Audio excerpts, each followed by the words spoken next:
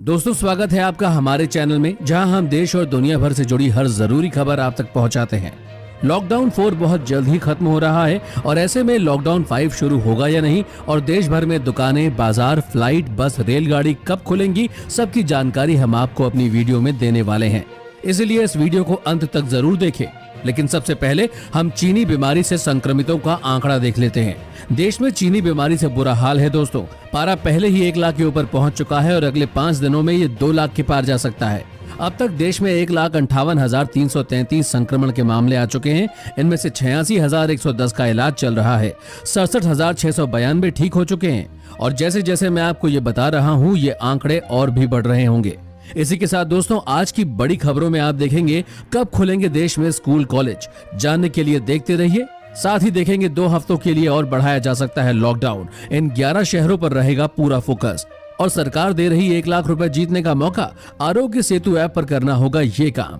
और आगे देखेंगे दोस्तों, महामारी के बीच इस राज्य ने किया बड़ा ऐलान। 1 जून से खुलेंगे मंदिर, मस्जिद और चर्च। दोस्तों, हर खबर बेहद जरूरी है, तो एक भी मिस ना करें और वीडियो पूरी जरूर देखें। लेकिन उससे पहले इस वीडियो को बनाने में मुझे बहुत मेहनत लगती है और इस मेहनत के लिए वीडियो को आप एक छोटा सा लाइक जरूर कर दें। फटाफट से ले चलते हैं आपको हमारी आज की सबसे पहली बड़ी खबर की तरफ। कब खुलेंगे देश में स्कूल, कॉलेज। केंद्र सरकार लॉकडाउन में छूट का दायरा लगातार बढ़ाती जा रही है। इसी को देखते अब देशवासी इस बात की उम्मीद कर रहे हैं कि जल्द ही सरकार स्कूल, कॉलेज खोलने को लेकर किसी प्रकार की घोषणा कर सकती है। देश में लॉकडाउन लागू होने के बाद से स्कूल, कॉलेज बंद है। अब खबरें आ रही हैं कि केंद्र सरकार ग्रीन और ऑरेंज जोन में स्कूल जुलाई तक खोले जाने के संबंध में आदेश दे सकती है। इस संबंध में अब गृह मंत्रालय की ओर से एक बड़ा बयान आया है। गृह मंत्रालय ने बताया कि स्कूल और कॉलेज खोलने पर अभी किसी भी प्रकार का निर्णय नहीं लिया गया है। गृह मंत्रालय के इस बयान के बाद स्कूल और कॉलेजों को जल्द ही खोलने के कयासों पर विराम लग गया है। 2 हफ्ते के लिए और बढ़ाया जा सकता है लॉकडाउन। इन 11 शहरों पर रहेगा पूरा फोकस। देश में लगातार बढ़ते संक्रमण को रोकने के लिए सरकार लॉकडाउन को 31 मई के बाद 2 हफ्ते के लिए बढ़ा सकती है। हालांकि इसका पूरा फोकस देश के उन 11 शहरों पर होगा जहां चीनी बीमारी के लगभग 70% मामले सामने आए हैं। केंद्रीय गृह मंत्रालय के एक शीर्ष अधिकारी के हवाले से बताया गया है कि लॉकडाउन को अगले चरण में बढ़ाया जा सकता है और वह 11 शहरों पर केंद्रित रह सकता है जहां देश भर के लगभग 70% मामले सामने आए हैं। इन शहरों में दिल्ली, मुंबई, बैंगलोर, चेन्नई, अहमदाबाद और कोलकाता 6 प्रमुख मेट्रो शहर के अलावा पुणे, ठाणे, जयपुर, सूरत और इंदौर शामिल है। हालांकि गृह मंत्रालय ने लॉकडाउन के 5वें चरण को लेकर चल रही खबरों की पुष्टि अभी नहीं की है। दोस्तों, इस चैनल पर हम आपको देश और दुनिया भर की सबसे बड़ी खबरें सबसे पहले बताते हैं। अगर आपको भी दुनिया भर की खबरें सबसे पहले चाहिए तो चैनल को बिना भूले नीचे दिए लाल बटन को दबाकर सब्सक्राइब जरूर करें और बेल आइकन प्रेस कर दें। दोस्तों, इसी बीच एक बेहद जरूरी बड़ी खबर सामने निकल कर आ रही है। अगर आप भी पेटीएम का इस्तेमाल करते हैं तो इसे जरूर जान लें। पेटीएम के ग्राहक सावधान, भूल कर भी ना करें ऐसा, नहीं तो हैक हो जाएगा बैंक अकाउंट। लोग महामारी के डर की वजह से किसी भी चीज का नकद पेमेंट करने में हिचक रहे हैं। लोग नकद रुपयों की जगह ऑनलाइन पेमेंट का ज्यादा प्रयोग कर रहे हैं, जिसके लिए लोग ऑनलाइन पेमेंट ऐप जैसे पेटीएम वगैरह का इस्तेमाल ज्यादा कर रहे हैं। ऐसे में साइबर क्राइम की चांसेस भी बढ़ गए हैं। इसीलिए ऐसे में सभी को सचेत रहने की काफी जरूरत है। ऐसे में पेटीएम की ओर से लोगों को सलाह दी गई कि किसी भी प्रकार के झांसे में न आए और पैसा दोगुने करने जैसी बातों पर ध्यान न दें। लोगों को साइबर क्राइम से सचेत करते हुए पेटीएम के संस्थापक विजय शेखर शर्मा का एक ट्वीट आया है। इस ट्वीट में उन्होंने लोगों को ऑनलाइन ठगी का शिकार होने से बचने को कहते हुए यूजरों को एक नए तरह के ऑनलाइन फ्रॉड के बारे में बताया। इस पोस्ट में पेटीएम यूजरों को पैसा दोगुना करने का वादा करके ठगा जा रहा है। वैसे ये पहली बार नहीं है जब पेटीएम के नाम पर ठगी का मामला सामने आया हो या पेटीएम ने पहली बार लोगों को आगाह किया हो। इससे पहले भी पेटीएम की ओर से लोगों को आगाह किया जा चुका है। इस वीडियो को देखते रहिए दोस्तों, क्योंकि आगे आने वाला है राजस्थान और मध्य प्रदेश में आतंक मचाने के बाद यूपी के झांसी में दोबारा पहुंचा टिड्डियों का दल। वीडियो देखकर दंग रह जाएंगे। सरकार दे रही है आरोग्य सेतु ऐप से 1 लाख रुपए जीतने का मौका। सरकार ने आरोग्य सेतु में निजता को लेकर उठाई जा रही चिंताओं को देखते हुए मंगलवार को इसके स्रोत कोड को सॉफ्टवेयर विकसित करने वाले समुदाय की ओर से जांच परख के लिए खोलने की घोषणा की। सरकार ने इसके साथ ही इसमें खामियों का पता लगाने वाले को बड़ी राशि का पुरस्कार देने का भी ऐलान किया है।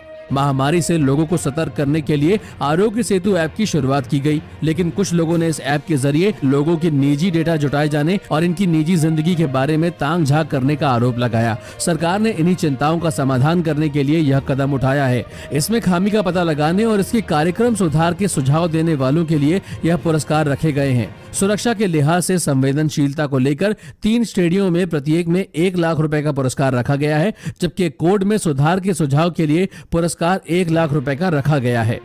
इस राज्य ने किया बड़ा ऐलान, 1 जून से खुलेंगे मंदिर, मस्जिद और चर्च। इस बार लगे लॉकडाउन में केंद्र सरकार ने आर्थिक स्थिति को सुधारने के लिए कई तरह की छूट भी दी है, लेकिन सभी तरह के आध्यात्मिक स्थलों को बंद रखा गया। ऐसे में बंद कर्नाटक के मुख्यमंत्री BS येदियुरप्पा ने एक बड़ा फैसला लिया है और उन्होंने कहा है कि हम 31 मई के बाद सभी मंदिर, मस्जिद और चर्च खोलने जा रहे हैं। वहीं आपको बता दें कि मंगलवार को ही कर्नाटक के हिंदू धार्मिक संस्थान एवं धर्मार्थ दान मुजराई मामलों के मंत्री श्रीनिवास पुजारी ने कहा था कि 1 जून से राज्य के सभी मंदिर खोल दिए जाएंगे। उसके बाद आज मुख्यमंत्री BS येदियुरप्पा ने मंदिर के साथ ही मस्जिद और चर्च को भी खोलने का ऐलान कर दिया है। इस मामले में हिंदू धार्मिक संस्थान मंत्री पुजारी ने कहा है कि हमने मुख्यमंत्री के साथ इस मामले पर चर्चा कर ली है। उसी दौरान ये फैसला लिया गया। राजस्थान और मध्य प्रदेश में आतंक मचाने के बाद यूपी के झांसी में दोबारा पहुंचा टिड्डियों का दल। राजस्थान और मध्य प्रदेश में आतंक मचाने के बाद टिड्डियों का दल बुधवार को एक बार फिर उत्तर प्रदेश के झांसी पहुंच गया। कृषि विभाग के एक अधिकारी ने इसकी जानकारी दी। झांसी मंडल के कृषि उप निदेशक कमल कटियार ने बताया कि झांसी की गरोठा तहसील के स्किल गांव के पास शाम करीब 4:30 बजे टिड्डियों का एक दल पहुंचा और उसे भगाने की कोशिश की जा रही है। उन्होंने बताया कि ये दल लगभग 1 किलोमीटर के इलाके में फैला हुआ है। टिड्डियों के हमले की आशंका के मद्देनजर दमकल वाहनों को पहले से ही तैयार किया गया था और इन कीटों को भगाने के लिए कीटनाशकों का गहन छिड़काव किया जा रहा है। जानकारी ये है कि 22 एवं 24 मई को टिड्डियों के एक बड़े समूह ने झांसी जिले के कुछ इलाकों पर हमला किया था, मगर पहले से ही सतर्क प्रशासन एवं ग्रामीणों की मदद से आधे से अधिक टिड्डियों को मार डाला गया था। लेकिन अब ये यूपी, हरियाणा और दिल्ली NCR की ओर बढ़ रहे हैं। इसी के साथ दोस्तों, आप आगे की बड़ी खबरों में देखने वाले हैं 10वीं बोर्ड के नतीजे घोषित। यहाँ देखिए रिजल्ट और नए कानून के बाद मिलेगा श्रमिकों को एक बार घर जाने का किराया। पूरी जानकारी के लिए देखते रहिए। साथ ही मेट्रो रेल भर्ती 2020 जल्दी करें आवेदन। दोस्तों, 10वीं बोर्ड के नतीजे घोषित हो चुके हैं। आपको बता दें कि इसके बाद बिहार स्कूल परीक्षा बोर्ड BSEB ने लंबे इंतजार के बाद 10वीं क्लास के रिजल्ट की घोषणा कर दी है। इसी के साथ 15 लाख से ज्यादा छात्रों का इंतजार भी खत्म हो गया है। बोर्ड ने छात्रों की कॉपियों का मूल्यांकन और टॉपर्स के इंटरव्यू की प्रक्रिया पहले ही पूरी कर ली थी। छात्र बिहार बोर्ड के आधिकारिक वेबसाइट biharboardonline.bihar.gov.in पर अपना रिजल्ट चेक कर सकते हैं। बिहार बोर्ड की 10वीं की परीक्षाओं में 30% अंक लाने वाले छात्र को पास माना जाता है। इसी बीच दोस्तों, एक बार मौसम का हाल देख लेते हैं। महामारी की मार सह रही दिल्ली अब गर्मी से उबल रही है। भीषण गर्मी ने यहाँ पर लोगों का जीना मुहाल कर दिया है। तो भारतीय मौसम विभाग ने अपने ताजा अपडेट में कहा है कि 28, 29 और 30 मई को पर्वतीय और मैदानी इलाकों में बारिश होने की संभावना है। साथ ही आंधी तूफान से नुकसान की भी आशंका रहेगी। अभी पारा 40 के पार बना हुआ है, लेकिन बारिश के बाद गर्मी से थोड़ा राहत मिलने की उम्मीद है। मौसम विभाग के अनुसार पंजाब, हरियाणा, दिल्ली और पश्चिमी उत्तर प्रदेश, राजस्थान, छत्तीसगढ़ में आज भी लू चलेगी। नए कानून के बाद मिलेगा श्रमिकों को एक बार घर जाने का किराया। मौजूदा प्रवासी संकट से सीखते हुए सरकार 41 साल के बाद प्रवासी श्रमिकों को फिर से परिभाषित करने जा रही है। प्रवासी मजदूरों को कर्मचारी राज्य बीमा निगम के तहत सामाजिक सुरक्षा और स्वास्थ्य लाभ पहुंचाने के लिए केंद्र इस साल के अंत तक एक कानून बनाने जा रही है। सरकार के नए कदमों को महत्वपूर्ण माना जा रहा है, क्योंकि वर्तमान कानूनी ढांचा ठीक नहीं है। प्रवासियों के पलायन से सामने आया कि उनके रोजगार का रिकॉर्ड तक नहीं है, जिसने सरकार को कानून में बदलाव के लिए प्रेरित किया। सूत्रों ने बताया कि इन श्रमिकों को पूरे देश में पोर्टेबिलिटी का लाभ मिलेगा और हर साल एक बार घर जाने का किराया दिया जाएगा।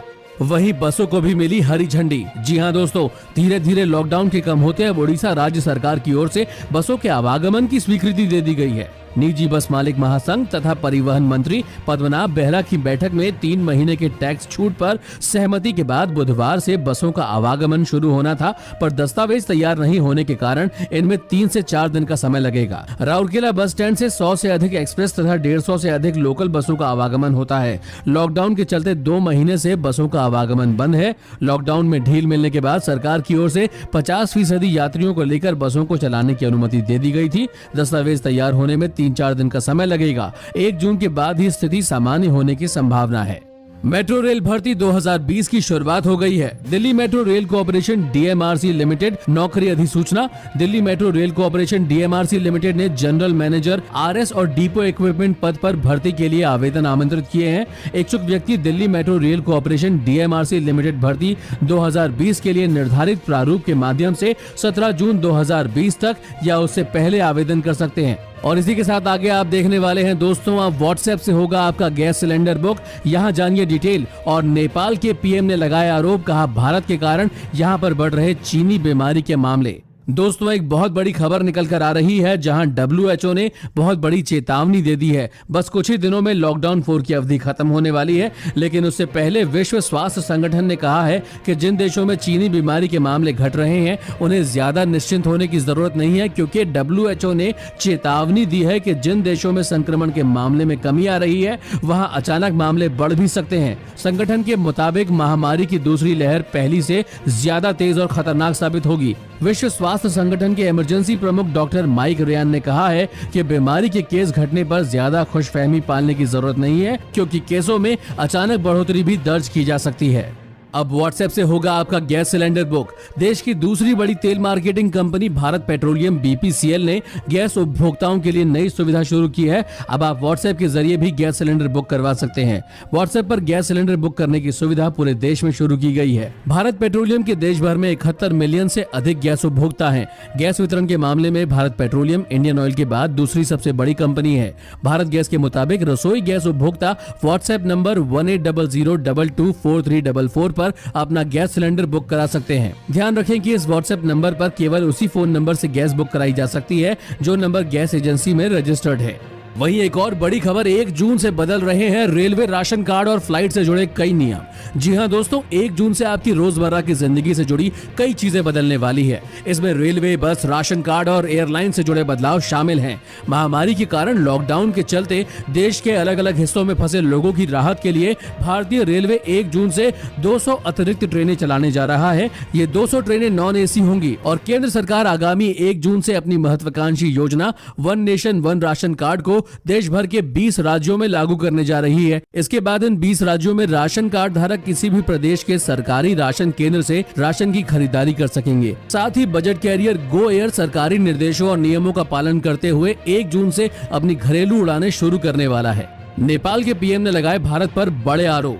नेपाल लगातार भारत विरोधी बातें कर रहा है। हाल ही में नेपाल के प्रधानमंत्री KP ओली ने नया पॉलिटिकल मैप जारी कर भारतीय क्षेत्र लिपुलेख, लिम्पियाधुरा और काला पानी को अपना हिस्सा बताया था। अब उसने देश में तेजी से बढ़ रहे महामारी के लिए भारत के लोगों को जिम्मेदार ठहराया है। KP ओली ने कहा है कि दक्षिण एशियाई देशों की तुलना में नेपाल में मृत्यु कम है। उन्होंने कहा कि भारत के कारण यहाँ पर महामारी के मामले बढ़ रहे हैं। लोग भारत से सही तरीके से चेकिंग करवाए बिना यहाँ पहुँच रहे हैं, जिसके कारण संक्रमण तेजी से फैल रहा है। नेपाल के स्वास्थ्य अधिकारियों की शिकायत है कि कई लोग भारत नेपाल की सीमाओं में ऐसे ही घुस आए हैं। इन लोगों को क्वारंटाइन में नहीं भेजा जा सका। उनके मुताबिक लॉकडाउन के बावजूद बीते महीने नेपाल में कुछ ऐसे लोगों ने प्रवेश किया जो पहले से संक्रमित थे। उनमें से कई लोग ग्रामीण इलाकों में स्थित अपने घर चले गए। ऐसे में सरकार के लिए उनकी ट्रैकिंग और ट्रेसिंग करना बहुत मुश्किल हो गया है।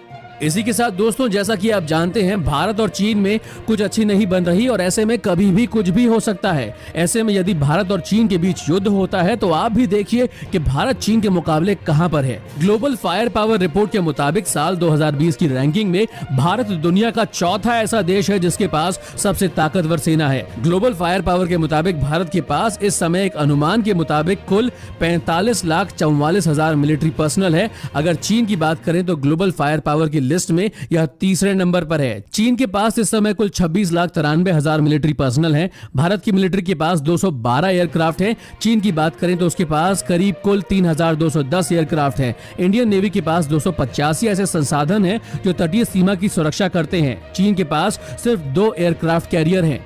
यह सब तो रही नंबर्स की बात। लेकिन हम आशा करते हैं और चाहते हैं कि ऐसा कभी भी ना हो कि किसी भी देश के बीच युद्ध हो, क्योंकि इससे किसी को कभी भी कोई फायदा नहीं होता, बल्कि उस देश में रहने वाले लोगों को बहुत परेशानियां आ सकती हैं। दोस्तों, हमें नीचे कमेंट करके जरूर बताएं कि आपकी सरकार के लिए क्या सलाह है कि उन्हें कैसे लॉकडाउन के बाद स्थिति को संभालना चाहिए। अपना जवाब नीचे कमेंट करके जरूर बताएं और साथ ही अगर आपको ऐसे ही न्यूज हर रोज अपने मोबाइल फोन पर चाहिए तो बिना भूले हमारे चैनल को नीचे दिए लाल बटन को दबाकर सब्सक्राइब जरूर करें। धन्यवाद।